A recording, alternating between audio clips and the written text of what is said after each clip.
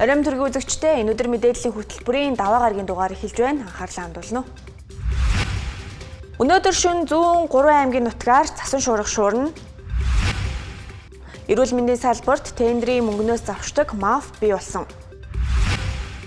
Мяд төрийн өмчит хувьцаат компани Бахрейн улсад ажиллаж байсан нислэг бүрэлдэхүүнээ аюулгүй газар шилжүүлжээ.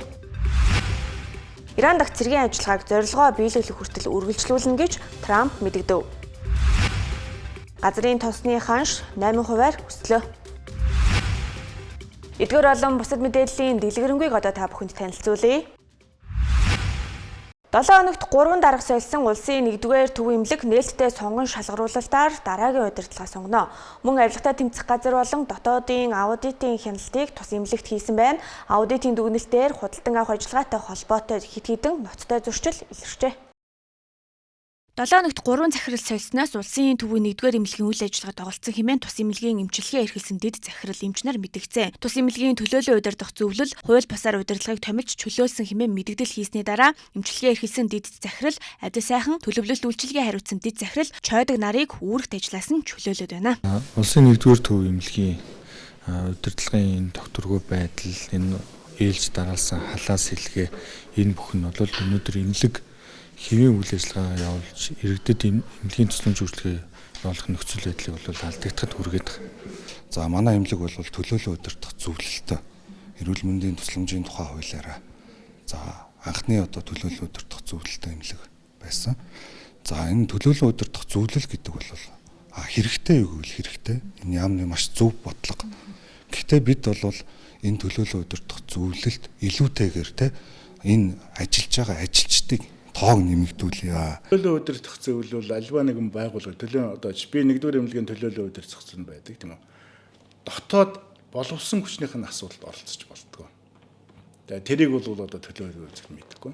Тухайн эмнэлгийнхэн гаргасан шийдвэр бол дотоод журмынхаа дагуу шийдэгдсэн гэсэн мэдээлэл өгсөн. Тэгвэл он гарснаас хойш 1-р төв эмнэлэгт авилгатай тэмцэх газар болон дотоод аудитын хяналт шалгалт хийж дүгнэлт нь гарчээ. Дүгнэлтээр худалдан авах ажиллагаа тендертэй холбоотой 23 зөрчил илэрсэн байна. 1-р эмнэлэг 2 дэд захиралтай дээрх албан тушаалтнуудын эрх ашиг хүндэгдэж тендерээс мөнгө завшдаг байж болзошгүй үйлдэл нь аудитын дүгнэлтээр гарсан гэлээ. Эрүүл мэндийн яам дотоод аудитын дүгнэлтийг удирдах зөвлөлдөө танилцуулах юм байна. 1-р эмнэлэг дээр авилгатай тэмцэх газрын шалгалт дээрээс нь авилгатай тэмцэх газрын зөвлөмж эрүүл мэндийн яам дээр 1-р эмнэлэг дээр болж байгаа энэ асуудлууд энийг дотоод аудитын хяналтаар оруулаад дүн мэдээллийг гаргуулаа гэдэг бичиг рүү 2 сар төгсөн. Тэрний дагуу дотоод аудит хяналт орчихсон. Энэ хэвлэлийн хурал хийж байгаа эмчнэр дандаа өөрөө яг энэ 1-р эмнэлгийн худалдан авалтыг энэ бүх тендрийг бүх боловсон хүчний асуудлыг шийддэг дандаа дарга нар нөхгүй. Дандаа дэд дарга нар. Тэгэхээр энэ асуудын маш их сонирхолтой. Манад дээр ирсэн дүгнэлтүүдээр жишээлбэл 1-р эмнэлэг дээр 100 жилийн ойтой холбогдуулаад хувийн даансанд совилогчийн даансанд их хэмжээний мөнгө цуглуулчихсан. Тэр мөнгөө эргэж хувь данс руу араа шилжүүлчихсэн. Боловсон хүчний томилгоог ном журмынхаа дагуу сонгон шалруулж шийдгүү. Тэр хаа байсан тэр юун дээр хавдрын эмнэлэг дээр өөр эмнэлэгтээ тендергүүгээр олон тэрбум төгрөгөөр сонгон шалруулалт хийгээд бас хөгшөөл хүчний байгууллага шалгаж байгаа хүнийг авчирж ирээд энэ ажлыг хариуцуулчихсан гिचний зөрчлүүд маш их байна. Тендерээс мөнгө завшдаг худалдан авах ажиллагааг зохион байгуулалттай хийж бусдад давуу байдал бий болгодог. Эмнэлгийн тоног төхөөрөмжийг зах зээлийн үнээс хэд дахин оруулж иж худалдан авалт хийдэг зэрэг олон зөрчил эрүүл мэндийн салбарт нүрэлжээ. Өөрөөр хэлбэл эрүүл мэндийн салбарын худалдан авах ажиллагаа маавчиж танил тал албан тушаалын байдлаа ашиглан өөртөө болон бусдад давуу байдал олгодог олон зөрчил энэ салбарт нүрэлжээ. Хэн нэгэн албан тушаалтны хэн нэгэн өндөр албан тушаалтны томилгоонууд үргэлжилдэг. Тэрийг хадгалахын тулд эмнэлгүүдээр дамжиж явдаг. Тэгээд тэр тендер тэр сонгон шалгаруулалт эмнэлгийн тоног төхөөрөмжийн худалдан авалтыг тэр улсууд нь хийж бүгддэг, хамгаалдаг, бизнесийн арт талуулдаг. Ийм тохиолдол эрүүл мэндийн салбарт их байгаа. Сая улсын 1-р эмнэлэгт яг энэ асуудал бас хөндөгдөж байгаа.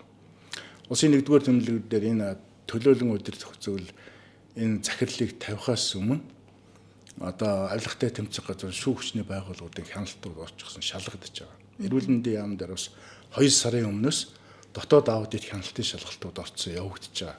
Тэгээ энэ усуд маань энэ тайлан дүгнэлтүүдийг гарт танилцуулагдаж яам дээр яригдах тийм ээ. Энээс өмнө одоо бас шинсаац үүсгэх дотоодын одоо тийм ээ одоо асуудлуудыг өөр тийш нь займчуулах ийм одоо бас зорилготой асуудлууд яваад байна гэдгийг харж үзэх хэрэгтэй. Ингээд мапчсан нэг бүлэглэлийн тогтолцоо үүссэн байна шүү дээ. Эхлээд одоо тоног төхөөрөмж худалдаж байгаа ухаас гисүүлээд тэрийг одоо гүйцэтгэлийн одоо нэг хяналтын одоо нэг ашиглалтын зааврын хугацааг нь зөрчихөөс гисүүлээд нэг худалдаа авалт хийчдэг. Маш өндөр үнэтэй үнэлгээтэй мөнгө тавьчаад бага үнэлгээтэй бага тоног төхөөрөмжийг худалдаж авдаг зарчим.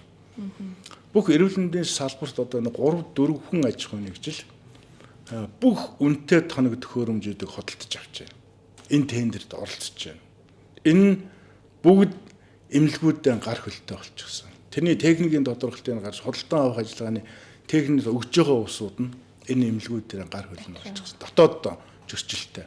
Тухайлбал улсын 1-р төв эмнэлгийн 100 жилийн ойн баярын үеэр эмнэлгийн удирдлагууд хувийн данс руу их хэмжээний мөнгө шилжүүлэн эргээд өөр данс руу шилжүүлсэн зэрэг төсвийн мөнгийг хувьдаа завчсан байж болзошгүй үлдэлч аудитын дүгнэлтээр гарсан байна. Сүүлийн үед Иран, Персийн болонд өрнөж байгаа цэргийн ажиллагааны үеэр МИАД төрийн өмчит хувьцаат компани нислэг гүйдэж байсан Бахрейн улсад байгаа нислэгийн багийн 14 хүний амнаас аюулгүй байдлын үүднээс нислэгийг цуцалж аюулгүй байдалд нүүлгэн шилжүүлээд байна. Үндэсний агаарын тээвэрлэгч МИАД төрийн өмчит хувьцаат компани Бахрейны хаант улсын авиа компанитай агаарын хөлгийн холимог түрээсэнгэрээ байгуулан өөрийн эзэмшлийн Boeing 787-9 агаарын хөлгийг нисэх бүрэлдэхүүний хамт тус улсад ажиллуулж байгаа. Тэгвэл өчигдөр буюу 2 дугаар сарын 28-нд эхэлсэн Иран улс болон Персийн болонд өрнөж байгаа Америк нэгдсэн улсын цэргийн тусгай ажиллагаатай холбоотойгоор Бахрейны хаант улсын авиа компанид түрээсэнгэрээгээр ажилладаг 14 ажилтнаа аюулгүй бүсэд нүүлгэн шилжүүлэх ажлыг Монгол улсын гадаад харилцааны яам болон Бахрейны хаант улсын авиа компанитай хамтран зохион байгуулсан гэдгийг МИАД төрийн өмчит хувьцаат компаниас мэдээллээ. Тэгвэл энэ талаар гадаад харилцааны яамнаас тодруулахад Филиппин улсын Маниле хотоос Бахрейн улс руу нислэг үйлдвэр ажиллаж байсан МИАД төрийн өмчит хувьцаат компани агаарын үлэг болон нисэх багийн 14 ажилтан байгаа бөгөөд тэдгэрийг үүссэн нөхцөл байдлаас шалтгаалan амнаас аюулгүй байдлыг нэн тэргуунд тавьж тухайн нислэгийг цуцалсан гэдгийг хэлж байсан юм а. Харин МИАД төрийн өмчит хувьцаат компани бусад чиглэлийн нислэг үйлдвэрлэлийн өдөр тутмын үндсэн үйл ажиллагаа хэвээ явагдаж байгаа гэдгийг хэлж байна. Мөн дээр дурдсан нөхцөл байдалтай холбоотойгоор Бахрейн улсад томилогдсон ажиллаж байгаа ажилтнуудынхаа аюулгүй байдлыг хангах үүднээс төрийн байгууллагуудтай нэгт уялдаа холбоотой шуурхай ажиллаж байна хэмээх мэдээллийг МИАД төрийн өмчит хувьцаат компаниас гаргасан байна. 3 дугаар сарын 2-ноос 3-ны өдрийг шилжих шөнө Хинтийн зүүн Сүхбаатарын хойд хэсэг Дорндын нутгаар цасан шуурга шуурхыг цаг өөр орчны шинжилгээний газраас анхааруулж орон нутгийн замд зочдохдоо анхаарал болгоомжтой зочдохыг сэрэмжлүүлж байна. За цаг уур орчны шинжилгээний газраас энэ сарын 2-ноос 4-ний өдрийг хүртэл хугацаанд ихэнх нутгаар засан шуурга шуурч хүчтэй салхи шуургатай байх тул зам даваа хаагдах, үзэгдэх орчин хязгаарлагдах зэрэг эртэл үүсэж болзошгүйг сэрэмжлүүлж байна. За яг одоогийн байдлаар ирэх юм бол Төв аймгийн төлөвлөхийн өмнөд за Хинтийн нутаг, Дорндынхан бар хэсэг, за тэгээд Сүхбаатарын хойд хэсгээр тэгээд Дундгойхон хойд хэсгээр бол цасан шуурга шуурч байна. За энэ үзэгдэл маань гэх юм бол өнөө шөндөө Хинтийн зүүн хэсэг, за Сүхбаатарын хойд, Дорндынхон нутгаар бол цасан шуурга шуурч энэ бол өнөө шөндөө аюулт үзэгдлийн хэмжээнд бол хүрэхээр байна. За тэгээд нутгийн өмнөд хэсгээр бол салхи секундэд 15-аас 18 м хүч ширүүсэж байна. За одоогийн байдлаар 15 цагийн байдлаар их бол Баянгор, за Үүрангай, Өмнө Гойхон, зарим сунд дотор салхины урд бол 15-аас 18 м хүч ширүүссэн байдалтай байж байна.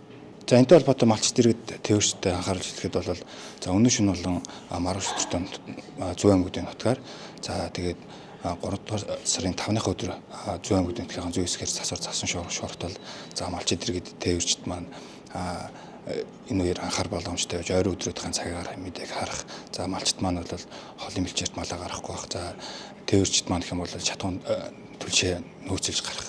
За өөрсдийнхээ аюулгүй байдлыг бол маш сайн хангах хэрэгтэй гэсэн үг. За ийм дэргэд та бүхэн эдгээр өдрүүдэд мэргэжлийн байгууллагаас гаргаж байгаа зөвлөмжийг дагаж болзошгүй эрсдлээс урьдчилан сэргийлэх онцгийн шаардлагагүй тохиолдолд холын болон ойрын замд гарахгүй байхыг анхааруулж байна.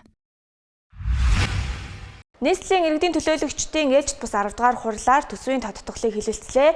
Нийслэлийн төсвийн тодтголоор урсгал зардлыг 21 тэрбум төгрөгөөр нэмэгдүүлэх саналыг оруулж иржээ.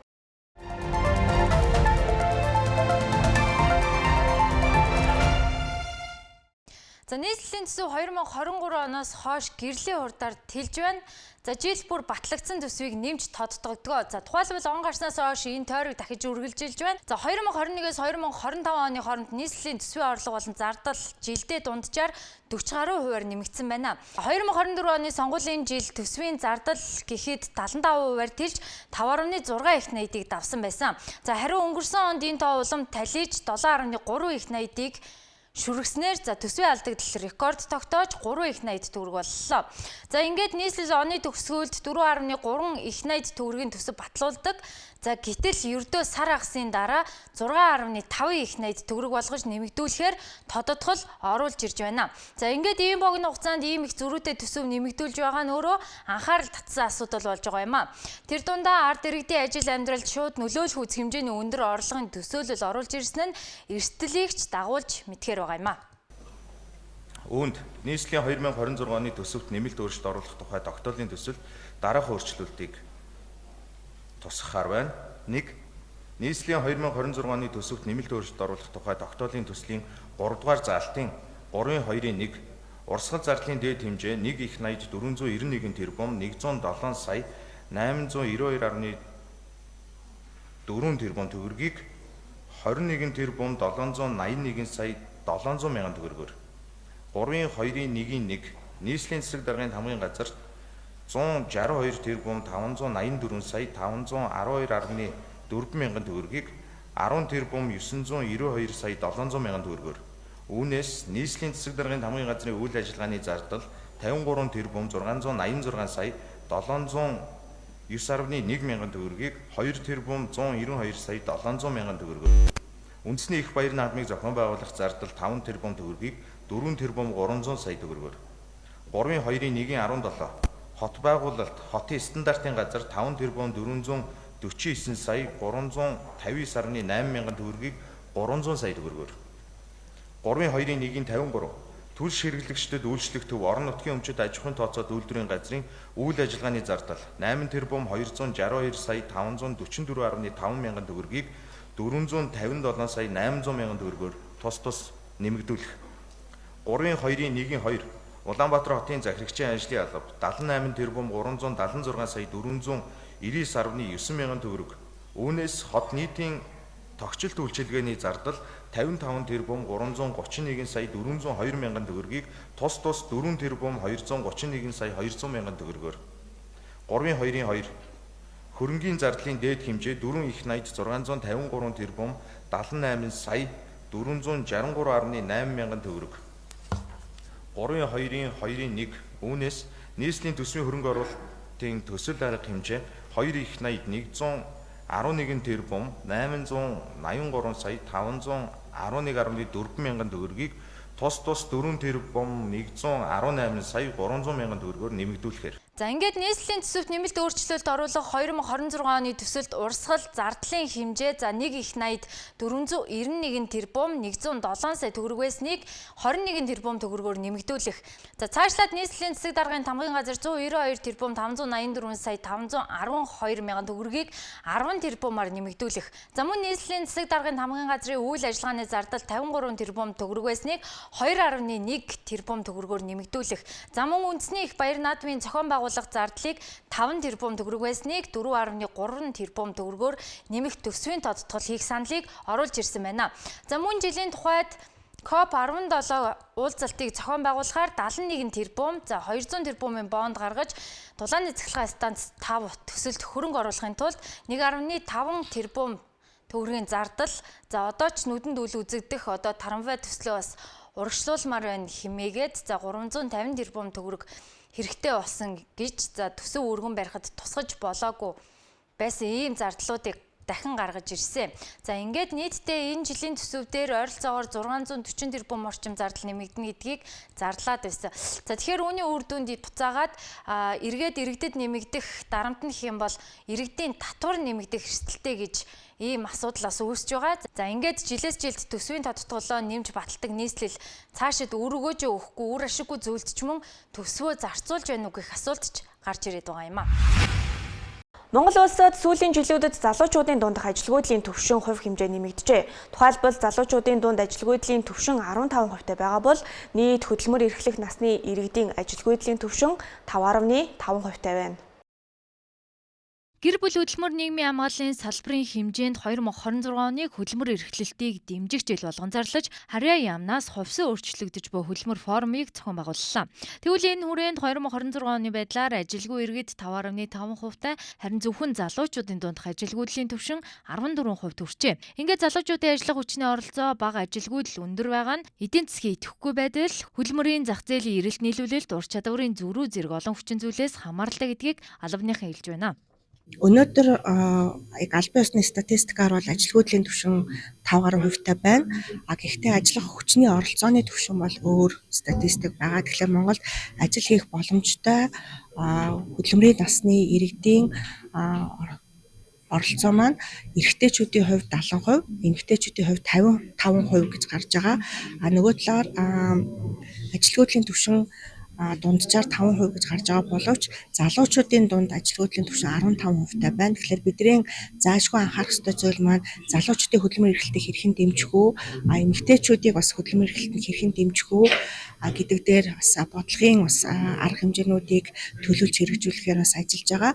Тэгээ энэ жилийн онцлог нь гэр бүл хөдөлмөр нийгмийн хамгааллын яамны зүгээс хөдөлмөр эрхлэлтийг дэмжих сангийн бас үйл ажиллагааг 2 жилээр төлөвлөд ажиллаж байгаа. Тэгэхээр өнөөдөр бас гэр бүл хөдөлмөр нийгмийн хамгааллын сайдын үндсэн ихтгэл дээр гарснаар бид нар бас хөдөлмөр эрхлэлтийг дэмжих чиглэлээр нийгмийн бүлгүүд, насны онцлогийг харгалзсан бас тухайлсан хөтөлбөрүүдийг хэрэгжүүлэхээр бас төлөвлөсөн. Тэгэхээр энэ жилийн бас хэрэгжүүлэх арга хэмжээ хөтөлбөрийн бас танилцуулах нээлтийн гол үйл ажиллагаа өнөөдөр болж байгаамаа.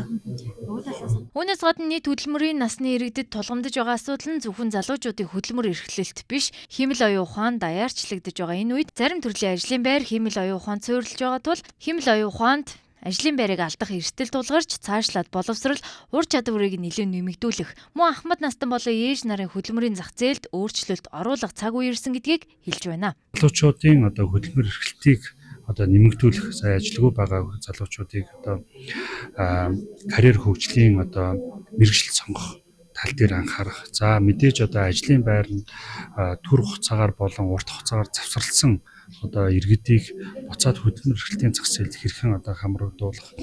Цаашдаа энэ хувьсан өөрчлөгдөж байгаа цахим AI болон цахим сүлжээнд суурилсан энэ хөдөлмөр эрхлэлтийг бий болгох.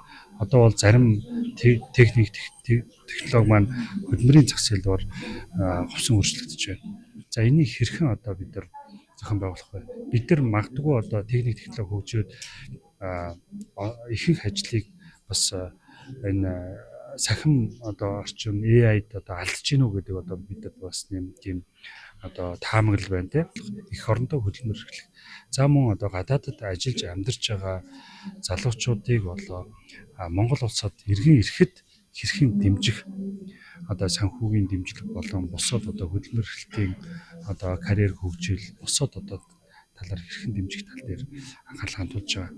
За энэ дээр болохоор манайд сүүлийн жилүүдэд бол ер нь хөдөлмөр эрхлэх гадаад орнд ажиллахаар цалин өндөр байна. Бүх юм сайхан болох юм шиг ингээд бодож идэг. Гэтэл Монгол улсад хөдөлмөр эрхлэх юм стратеги хэмжээнд орж байна.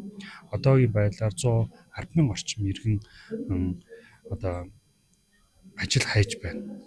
За хөдөлмөрийн зах зээл 2025 онд бол 60,000 орчим нээлттэй ажлын байрыг ажиллуулагч бий болгоцсон байна. За энэ дээр тодорхой хэмжээний зөрүү гарч байна. Энд бол мэргэжлийн зөрүү гэхээр 53% байна. Үүнээс гадна бас нэгэн анхаарал татаж байгаа асуудал нь залуучууд гадны улсад хөдөлмөр эрхлэх хандлага жилээс жилд эрс нэмэгдэж байгаа. Үүнийг ч мөн гэр бүл хөдөлмөр нийгмийн хамгааллын яамнаас бодлогын түвшин дарга хэмжээ авч хэрэгжүүлнэ гэдгийг хэлж байсан юм а. Ингээд төвсөө өөрчлөгдөж буй хөдөлмөр форумд хүний нөөц оюутан залуучуудын хөгжил оролцоо, ажил мэргэжлийн төлөвлөл, хөдөлмөрт бэлтгэх дэмжлэг, боловсрол сургалтын чиглэлээр үйл ажиллагаа явуулдаг төрөмс байгууллага, мэргэжлийн байгууллага, хувийн хвшлийн төлөөлөл оролцож хамтран ажиллах нөөц боломжийн талаар танилцуулж санал бодлоо солилцсон юм а.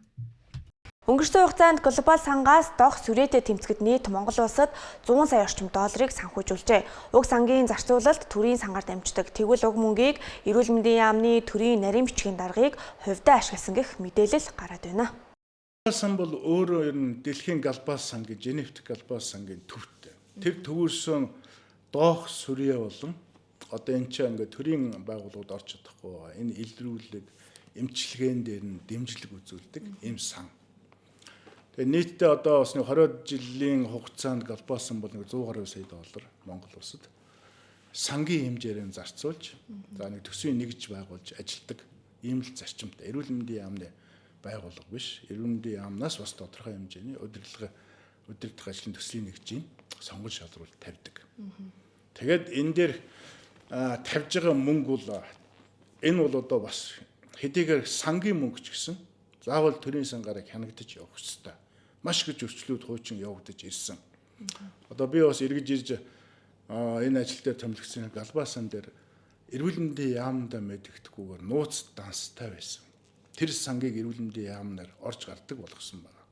Хоёрдугаарт нь тэр глобал сангийн дотоодын зөрчлүүд. Одоо жишээл энгийн жишээ авахад төслийн байгууллагч гэсэн чинь төрийн мөнгө. Нэг одоо хөдөлтөн авалтыг хийхэд даблдсан одоо ашиг харсан мөнгөөр хөдөлтөн авалт хийдэг. Тэрнийг шууд хөдөлтөн авалт хийдэг. Тендер журмынхын дагуу хийдгүү. Санхүү нэгтлэн энд ажиллаж байгаа улсууд нь 15-20 жил яг энэ ажлыг дагнаад хийж гисэн улсууд байдаг. Магадгүй одоо ингээд эмчнэрийн сургалт хийх, тийм ээ, хамтын ажиллагаа өргөнүүлэх, сургалт зохион байгуулах юм дээр зүгээр энгийн жишээ дуртахад Улаанбаатар одоо эстрам байдаг. Тэрний ингээд ховлоо ямар хурлын өрөөнүүд байдаг, тийм үү? Тэрийг эрүүл мэндийн яам нэг цагийн 380 мянган төгрөгөөр нэг цагийн хөлсөөр нь авдаг байхад л глобал сангийн одоо энэ удирж байгаа нөхдүүд, энэ одоо хелонтой байгаа нөхдүүд 4-5 саяар нэг цагийн үнэлж мөнгө гаргаж завшдаг. Эрүүл мэндийн яамны төрийн нэрийн бичгийн дургуул төсвийн шууд захирагч. Хөдөө орон нутаг ажиллаар явахдаа машин тэргийг эрүүл мэндийн яам дээр жишээл төрийн нэрийн бичгэнд гадаад одоо хөдөө орон нутгийн одоо хөтөн чиглэлтэй машин гэж байдаг тийм үү. Тэгэхээр биднээс энэ глобал сангийн машиныг хөдөө явахдаа ашигладаг. Сүүлийн хугацаанд гэж би одоо сүүлийн 2-3 сарын хугацаанд 7-8 аймагуд дээр очиж ажиллалаа. Өмнөдгөө аймагт 2 удаа, Дундгой аймагт 1 удаа, Дорногой аймагт 2 удаа ажилласан байна тийм. Тэр болгоныг сайхан бүртгэл явж идэг. Тэр болгоныг намайг одоо хөвдөө ашиглаад энэ одоо явж гэнэ гэд мэдээлэл тараад. Дээрээс нь дахиад глобал сангийн мөнгийг ашигласан байна. Одоо нэг баахан улсуудыг 130 гаруй сая төгрөгөөр гадаад дотоод явуулсан байна. 22 сая төгрөгөөр бас хэмсэн хөрөнгө оруулалтаар эрүүл мэндийн салбарын хэмжээнд эрүүл мэндийн газрын дарга нараа Солонгос руу 22-23 сая төгрөгөөр л явуулсан. Тэр 130-аар нь зарцуулаагүй. Тэ? Жишээлбэл одоо тэндээс ямар нэгэн боломжоор ямар нэгэн одоо ашиг сонирхлын зөрчил үүсгэж одоо би бол нэг захин зарцуулагч. Тэр глобал сангийн бүх одоо санхүүгийн захин зарцуулагч нь. Тэ? Захин зарцуулагчийн хувьд хөрөнгө санхүүг буруу зарсан зүйл байхгүй. Харин энэ глобал сан бол өөрөө их зад замраагүй. Маш их одоо асуудалтай. Одоо энэ глобал бас л яригдаад байгаа нэг глобал сан дээр эрүүл мэндийн яамны санаачлагаар глобал сан дээр саяны машины асуудал тэр хөрөнгө мөнгийн одоо илүү ашигладаг, давхардуулж ашигладаг, өөрсөндөө илүү цаг нэм 4-5 саяар цалиндаг асуудал дээр яамны санаачлагаар энэ хууль хяналтын байгууллага дээр бас хяналт шалгалтыг оруулчихсан. Аудитын шалгалт бас орчихсон. Дүгнэлтүүдийг гаргаад явж байгаа. Монгол Улс авилгын индексээр 10 байр ухарсан нь авилга хээл хахуул хэр хэмжээнд хүрснийг харуулсан. Уг гинжин хэлхийг таслахаар Монгол Улсын ерөнхийлөгч улсын их хурлын гишүүнийг эргүүлэн татах хуулийн төслийг санаачилсан. Хуулийн үндсэн үзэл санааг алдагдуулахгүй байж улс төрийн зорилгоор ашиглахаас хамгаалах нь гол агуулга гэдгийг онцолж байна.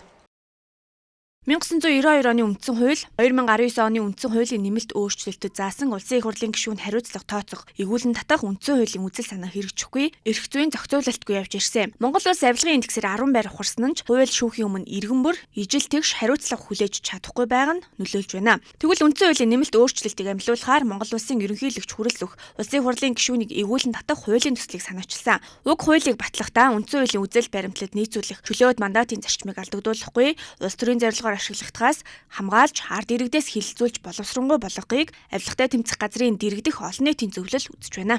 Өнөөдөр Монгол улсын одоо их хуралд тийм ээ 126 гишүүнтэй өнөөгийн их хуралд гин буруутай болох нь 3 шатны шүүхээр тогтоогдсон хүн одоо нийгмийн шударгаас хариуцлага ёс зүйс яриад л сууж л байгаа.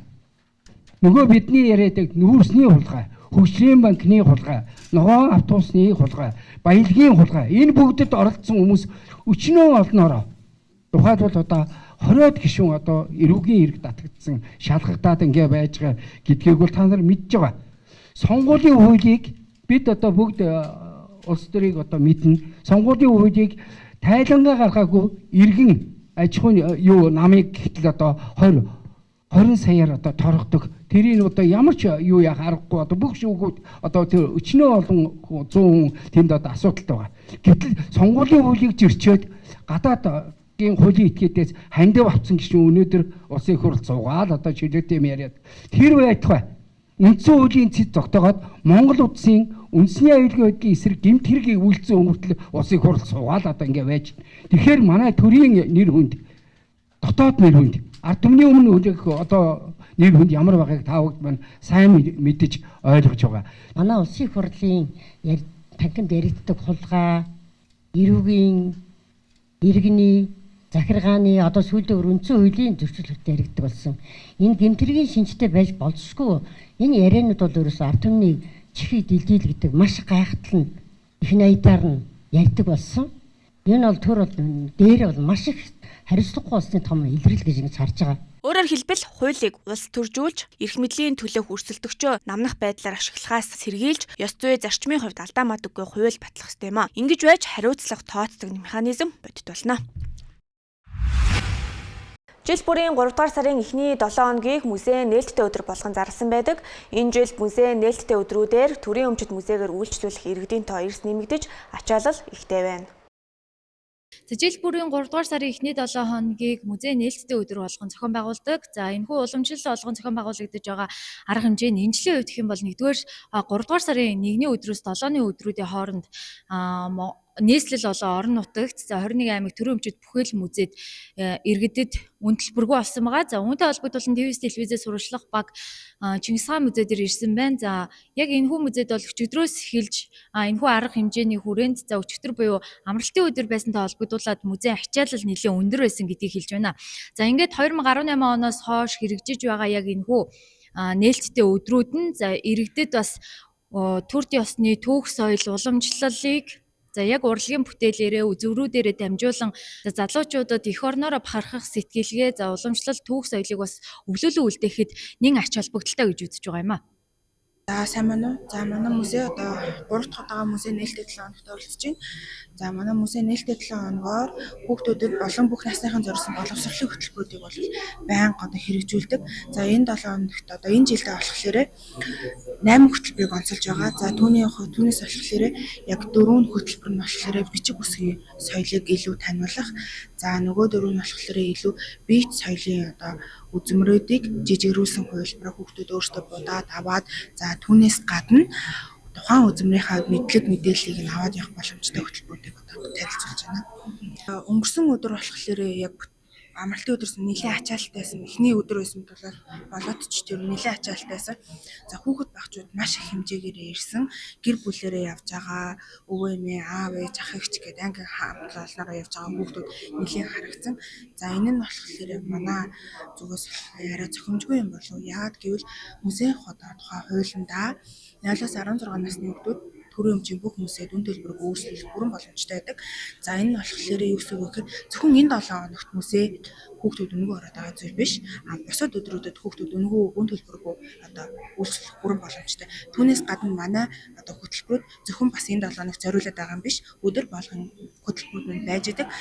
Мэдээж 7 хоногтоо зориулаад онцлог 8 үзмрийг сонгоод за түүнийхээ хөтөлбөрийг бол хэрэгжүүлээ явж байна. За хин гэдэг вэ? Хэддүгээр ангиас орж вэ? 3-р анги дэх сайхан. За. Музей анх удаага үзэж гин үү? Аха. Чамд ямар санагдаж байна? Гол. Чи дөнгөж сая юу үзсэн бэ? Намсан. Том байсан. Чамд яг аль нь илүү таалагдсан бэ? Гой санагдаж байна. За.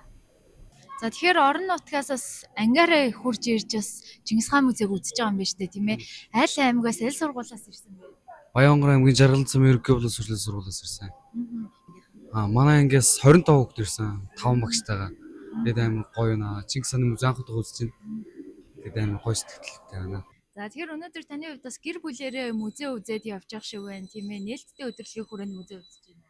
Тэгж байна. Бид нар зарлаа Facebook-оос зарлал хараад гэр бүлээрээ хамт их хааныхаа музейг үзээ явж байгаа. Анх удаага үзэж байна. Анх удаа бүгдээрээ. Танд одоо ямар үзмөрүүд нь илүү их таалагдав?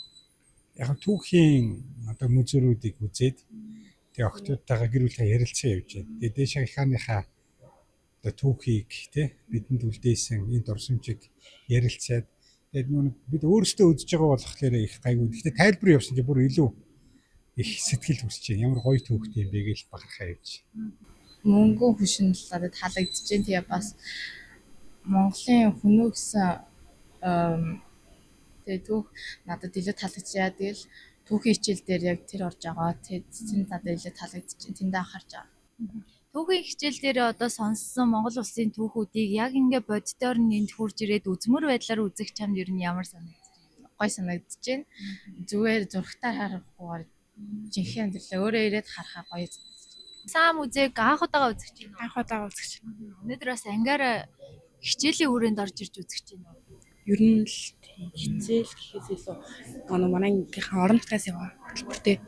Ийхүү музейг зориулж ирж байгаа хүүхдүүдэд музейд суралцах боловсролын хөтөлбөрүүдэд хамрагдах боломжтой бол музейг зориулж ирж байгаа иргэдийн хувьд анги хамт олон гэр бүлээрээ тэрч бүхэл хөдөө орон нутгаас ирсэн иргэд түлхүү үйлчилж байлаа. Өнгөрсөн жилийн үед музей нээлттэй өдрөөр 35 музейд нийтдээ 85 мянган иргэн үйлчлүүлсэн гэх мэдээлэл байна.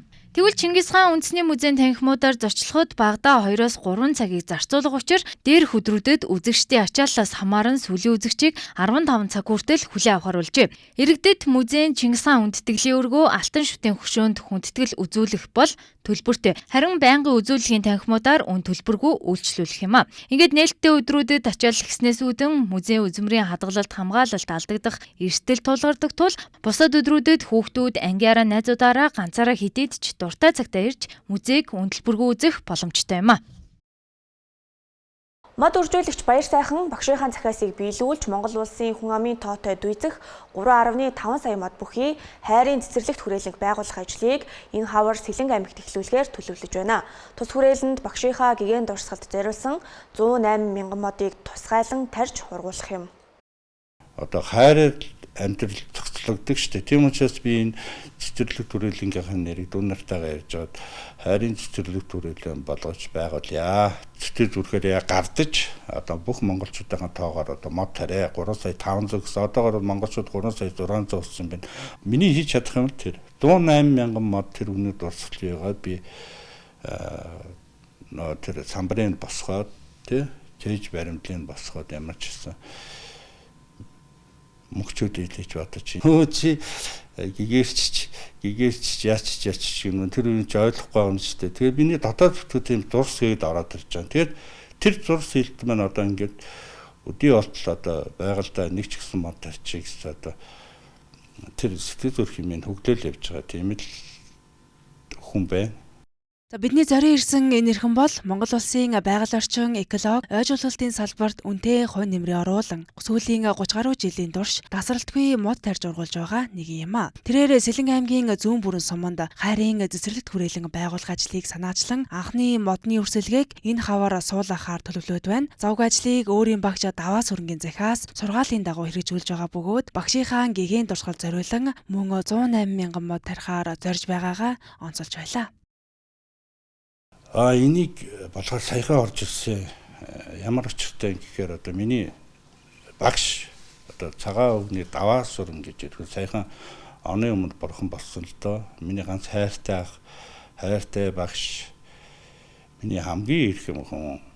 Одоо олон жил бид нар хамтдаа мод тарилаа шүү дээ Монголын ойжуулалтын төлөө. Тэгээд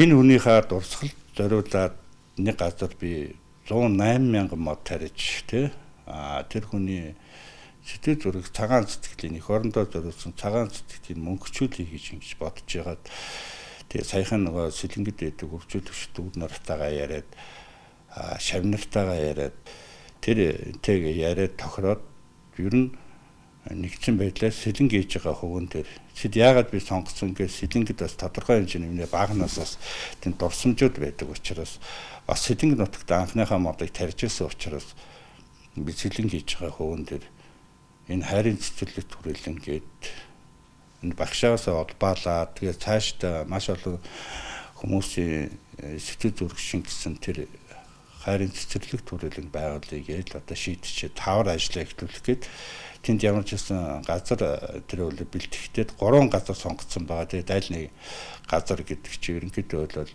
Сэлэнг ээж байгаа хүн дээр эхлэхээ шийдчихэд байж байгаа.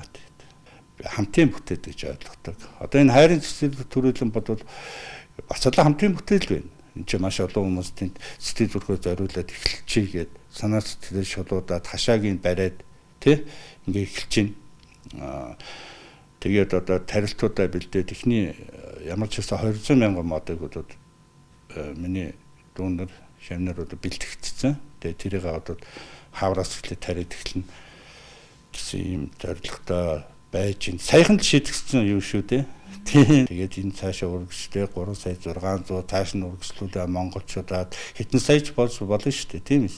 Тэгээд энийг эхлүүлэе гэсэн тэгээд ийм зорилготой л байна да.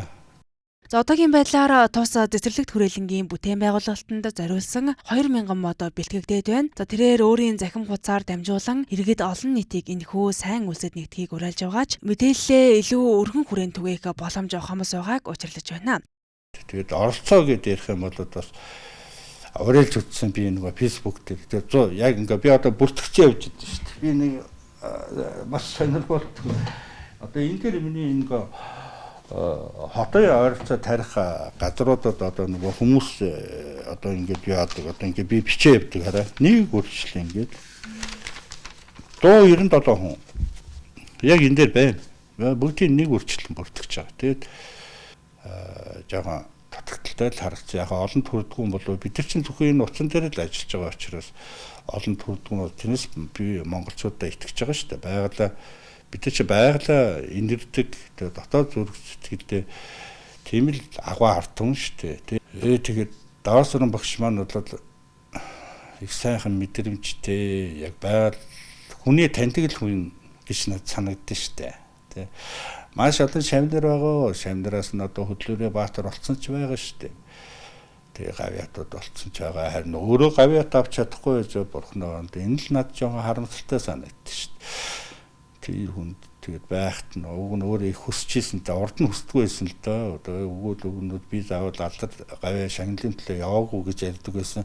Тэгээд нас өндөр болоо 80-д насалж байгаа шүү дээ. Тэгээд хүн чинь сүүлийн хэдэн жил бас боддсон байл л дээ. Би тэрээс анзаарсан. Ямар ч гэсэн бүтээсэн би юмтай. Тэгэхээр тэрний гавьяат гэдэг би зүчмээр байна. Тэгээд би сүүлийн 2-3 жил манай мод таригчнаар дөндөө өсөлт өгсөө. Тэгтгсүүд нийслэлээр дамжуулаад ерөнхийлөгч тамгын газар хүртэл өгөөд очир ихтэй юм уу яа би сайн ойлгоогүй шүү дээ. Тэгээд олон дахин тавтамжтай өгсөө маш олон хүмүүс өгсөн. Тэгээд даанч амьдтай авч чадсангүй. Тийм учраас энэ хүн гавьяатай гэдгийг одоо шавийнхнууд бий тий маш олон шавнар байгаа бас харах байлгүй дээ тий цагаан үний даваас ингээд би дахиж нэрийг хэлчихмээр энэ тэгээд ямар ч хэлсэн миний хувьд гавьяатай миний хувьд баатар хүн гэж одоо миний хийж чадах юм тэр 108,000 мод тэр үнэд дурсгалыг би тэр самбарын босгоод тий жиж баримтлын босгоод ямар ч хэлсэн мөхчүүд илж бодож энэ хайрын цэцэрлэгт төрөлөндөө тэрийг хийн л гэж бодож байна. За хайрын цэцэрлэгт хүрээлэн байгуулах үйл хэрэгт сэтгэл гарган оролцох боломжтой хэн бүхэнд үе таалгана нээлттэй бөгөөд байгаль дэлхийгээ хайрлан хамгаалах, хойч үедээ ногоон өвөлдөг энэхүү санаачлагт нэгдэхийг уриалж байна. Цахим сүлжээнд байршуулсан ковер дууны бичлэг нь 3.4 сая хүнд хүрч авиас чадвараараа олонний хайрыг татаж чадсан төгөлдөр аз жаргалнаар амьд хөгжмийн хамтлаг байгуулжээ. Тэд жилийн өмнө өгсөн ярилцлаганда хамтлаг байгуулахыг хүсдэг талаараа дурдж байсан бол өнөөдөр хамтлагийн гишүүний хувьар ярилцлага өгч байгаагаа баяртай байгаагаа онцоллоо. Бод намайг тэд буруу намд гих байлаа.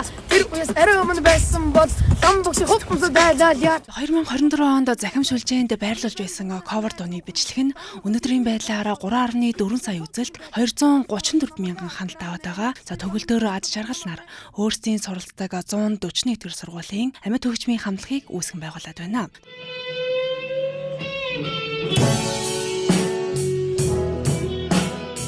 Тус хамтлаг нь 6 хүний бүрэлдэхүүнтэй бөгөөд байгуулагдаад ердөө 3-7 хоног болж байгаа ч. За тэдний хамгийн том зорилго бол өөрсдийн гэсэн уран бүтээлтэй болж цаашлаад томоохон тайзнаа тоглолт хийх явдал юм а. Тэр дундаа төв цэнгэлдэх хүрээлэнд бие даасан тоглолтоо хийхийг өмрөөддөг тухайга бидэнтэй хуваалцсан юм а. Нэг жилийн өмнө төгөлдөр бит хоёр анх сошиал хаягаар хоёулаа ковер хийж дуулаад бит хоёр бас ингэж өмнө ярилцлага өгчээсэн. Тэр үедээ бит хоёр яг ингэж амьд хөгжмийн хамтлаг нээж яг энэ амьд хөгжмийн хамтлагаар цаашаа мөрөөдлөө биелүүлээд явна гэд одоо амьд хөгжмийн хамтлагийг ингээд мөрөөдлөө нэг удаа нэг шат ингээ агцсан явж байгаа. Тэгээ бид хоёр тэрэндээ амар баярлж байгаа. Бид хэдийн цааш тий зорилго болохоор өөрсдийн гэсэн дуутай болоод энэ хамтлагаа бутраахгүй үргэлжлүүлээ цаашаа авч явна гэж зорилго тавьсан байгаа. За сайн байцгаана уу? Араншаа хамтлаг байна. Тэгээд манай хамтлаг байгуулагдаад 3-7 хоног байгаа. Тэгээд өмнө хуваараа хөгжим тоглолт хүүхдүүд байжгаад тэгээд 3-7 хоногийн өмнө яг нэг санаанд ор нэг зорилгодоор ингэж нийлж хамтлаг болсон байгаа. Бит хоёр төгөлдөр манай ахлагч бит хоёр хамгийн анх хоёулахнаа дуу дуулдаг байсан. Тэгээд сургуулийнхаа урлаг юмнуудад идэвхтэй оролцдог байсан. Тэгээд манай тэр бейс тоглодог Цэбү гэдэг манай найз маань бас бит хоёртай хамт төгөлдөр уур тоглож нэлээ явдаг байсан. Тэгээд 3 жилийн өмнөөс бит хоёр хамтлагтай болъё гэж бодож байсан. Тэгээд сая 3-7 хоногийн өмнөөс хүүхдүүдээ олж аваад тэгээ манай ангийн сансар гитар тоглож сураад тэгээ бид тэднийг хамтлаг болгоруулсан. Одоо рок гэдэг одоо энэ амьд хөгжмийн урлаг дотор альтернатив гэдэг цоглог рок маягийн тийм төрөл байдаг. Манай хамтлаг болохоор яг тэр төрлийг баримтжилж явж байгаа.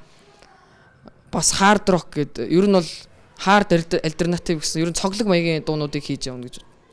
Тий. Алсын зорилго болохоор бид нар яг ингээд бөөндөө нэг хөгжим сонсдог, нэг төрлөөр хөгжим сонсдог хүүхдүүд тэгээ яг ингээд одоо харанга, Morning Star, хурд гэдэг шиг ингээд араншин гэдэг гоё хамтлаг гоё алдартай, нэр төртэй тийм гоё дуу хийгээд хүмүүсийн сэтгэл хүргэхийг л хүсэж байна да. Ер нь бол харанга хамтлагаас маш их одоо ирч хүч урам зориг авдаг. Харанга хамтлагийн ер нь бүх дуун дуртай. Одоо харанга хамтлагийнхаа дуунуудыг бас ингээд cover хийж харанга хамтлагийн дуун дээр маш их бэлддэг. Би болохоор нэг одоо ингээд хуучин энэ сургуулийн хамтлагтад төгсөв байхгүй юу? Тэгээд төгөлдөр аз хоёр болохоор бидний араас ингээд үгээд за ингээд шинэ хамтлаг байгуулмараа ингээд бид нар бас ингээд хөгжим дуртайг ингээд араас гүдэг байсан. Тэгээд багшаас ингээд гуйж жагаад дөрүүлээ болоод тэгээд нэг шинэ хоёр охин нэмж авсан. Кино үзэнгүүт одоо жишээ нь Америкийн кино өдөр дээр ийм сургуулийн хамтлаг гэдэргээд гардаг штеп. Тэгээд би бол бас анхнаасаа хараад тийм хамтлагтайхыг амар хүсдэг байсан. Тэгээд сая ингээд одоо шинэ гişүүд авч ин гэхээр нь айгу тартаарсан. Нэг жилийн өмнө төгөлдөр бит хоёр анх сошиал хаягаар хоёулаа cover хийж дуулаад бит хоёр бас ингэж өмнө ярилцлага өгчээсэн. Тэр үедээ бид хоёр яг ингэж амьд төгжмийн хамтлаг нээж яг энэ амьд төгжмийн хамтлагаар цаашаа мөрөөдлөө биелүүлээд явна гэд. Одоо амьд төгжмийн хамтлагийг ингээд мөрөөдлөө нэг шат ингээ агцсан явж байгаа. Тэгээ бид хоёр тэрэндээ амар баярлж байгаа. Тэгээ бид хоёрын бид хэдийн цаашдын зорилго болохоор өөрсдийн гэсэн дуутай болоод энэ хамтлагаа бутраахгүй үргэлжлүүлээ цаашаа авч явна гэж зорилго тавьсан байгаа. Бидний бүр хамгийн том зүгээр ингэж дотроо бодож явдаг хамгийн том мөрөөдөл гэвэл одоо төв цэнгэлт хүрээлэн тоглолтоо их мөрөөдлөө юм аа гэдэг. Тийгээр хамтлаг байгуулагдаад удаагүй байгаач тэд тогтмол бэлтгэл хийж урын сангаа баяжуулан тайзны соёлыг суралцж байгаа гинэ. Өсвөр насны хүүхдүүдийн хувьд хичээл сургуулийнхаа хажуугаар уран бүтээлдээ цаг зав гарган багийн уур амьсгал хамтын ажиллагааг жухалчилж байгаагаа онцолсон юм а. Ийхүү захим шүлжээнээс төрөн гарч байгаа залуу уран бүтээлчид авьяас чадвараа хөдөлмөрөө зүтгэлээрээ өөрсдийн замналыг эхлүүлж ирээдүйн хөгжмийн ертөнцид хөнгө нэмэхээр зорж байна. Анхаарлаа хандуулсан та бүхэнд баярлалаа. Энэ өдөр мэдээллийн хөтөлбөрийн даваа гарагийн дугаарыг та бүхэнд хүргэлээ.